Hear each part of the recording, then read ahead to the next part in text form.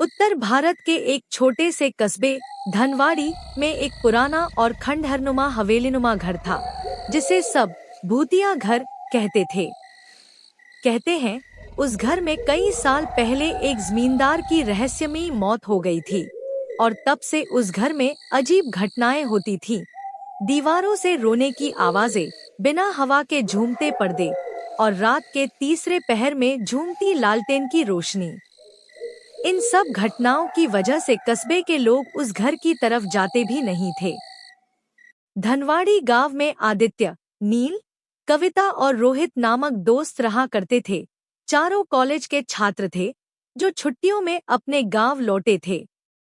नील हमेशा साहसी था, उसे रहस्यमयी चीजों में मजा आता था। एक शाम चाय की दुकान पर बैठकर उसने कहा, क्यों न आज रात उस हवेली में जाकर देखे कि असल में वहां होता क्या है। कविता डरते हुए बोली, पागल हो क्या? लोगों ने वहां अजीब अजीब चीजें देखी है। कोई चीखता है, कोई दीवार पर चलता है। आदित्य और रोहित थोड़े हिचकिचाए, पर नील की बातों और चुनौती ने सबको मानने पर मजबूर कर दिया।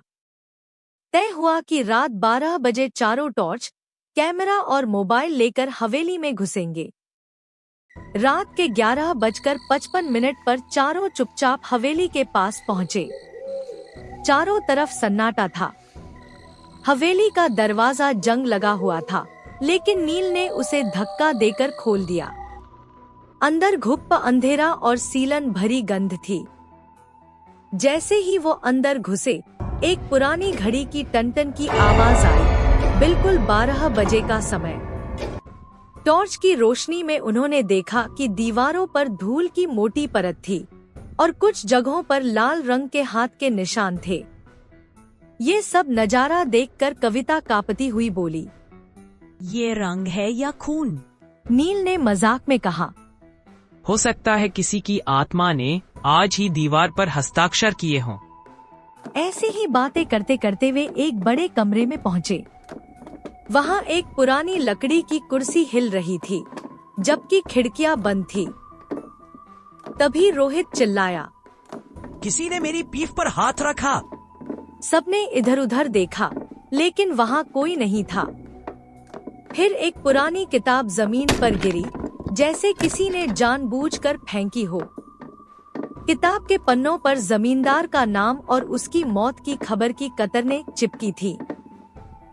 उस किताब के पन्नों पे जो लिखा था उसे आदित्य ने पढ़ा। जमींदार की मौत आत्महत्या नहीं थी, शरीर पर संघर्ष के निशान थे, पर पुलिस ने केस दबा दिया। चारों ने एक दूसरे की तरफ देखा। क्या हवेली में कोई राज छिपा था? जैसे ही वे ऊपर की मंजिल की सीढ़ियां चढ़े, एक खिड़की खुद ब खुद खुल गई और तेज हवा का झोंका आया। एक परछाई सी दीवार पर दिखी, जैसे कोई बूढ़ा व्यक्ति हाथ में छड़ी लेकर धीरे धीरे चल रहा हो। ये देखते ही नील बोला, ये तो कैमरे में कैद करना चाहिए। पर कैमरा ऑन करने पर स्क्रीन ब्लैंक हो गई। मोबाइल सिग्नल भी गायब था। कविता ने घबराकर कहा, हमें अब निकल जाना चाहिए। लेकिन तभी एक और कमरा दिखा, जिसके दरवाजे पर जंजीर बंधी थी। नील ने जंजीर हटाई और दरवाजा खोला। अंदर एक पुरानी टेबल, तिजोरी और दीवार पर एक पेंटिंग थी जिसमें जमींदार की तस्वीर थी। तिजोरी का ताला टूटा हुआ था और अंदर एक डायरी रखी थी, जिसे आदित्य ने उठाया और पढ़ना शुरू किया। मुझे डर है कि मेरा ही नौकर मुझे मारना चाहता है। मैंने कुछ देखा है जो नहीं देखना चाहिए था। अगर मैं मारा जाऊं तो जान लेना कि ये हत्या होगी, आत्महत्या नहीं। तभी एक तेज चीख गूंजी, जैसे कोई दर्द से चिल्ला रहा हो। कमरे की लाइट टिमटिमाने लगी, हालांकि बिजली थी ही नहीं। पेंटिंग की आंखों से खून बहने लगा और एक सफेद धुंध जैसी आकृति जमीन से उठी। तुम लोग क्यों आए हो यहाँ? आवाज आई, धीमी मगर गूंजती हुई। कविता बेहोश होकर गिर पड़ी। रोहित ने डरते हुए कहा, हमें सच्चाई जाननी थी। आत्मा बोली, सालों से मैं इस हवेली में कैद हूँ। जब तक मेरी सच्चाई बाहर नहीं आएगी मैं मुक्त नहीं हो सकता। आदित्य ने झट से डायरी और तस्वीरें उठाईं और कहा, हम ये बाहर ले जाकर सबको बताएंगे, आपको न्याय दिलाएंगे। जैसे ही उन्होंने हवेली से बाहर कदम रखा, सवेरा हो चुका था। कविता को होश आ गया। उन्होंने जो डायरी और सबूत लाए थे उसे लेकर सीधा थाने पहुंचे। पुलिस ने जब मामला खोला तो सचमुच पुराने नौकर को गिरफ्तार किया गया, जो अब बूढ़ा हो चुका था लेकिन जिंदा था। जमींदार की हत्या की पुष्टि हुई।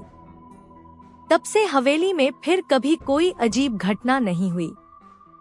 कुछ महीने बाद आदित्य के मोबाइल में अचानक एक फोटो अपने आप दिखी। वही हवेली, वही पेंटिंग, लेकिन इस बार उस पेंटिंग में चारों दोस्तों की हल्की तस्वीरें भी थी।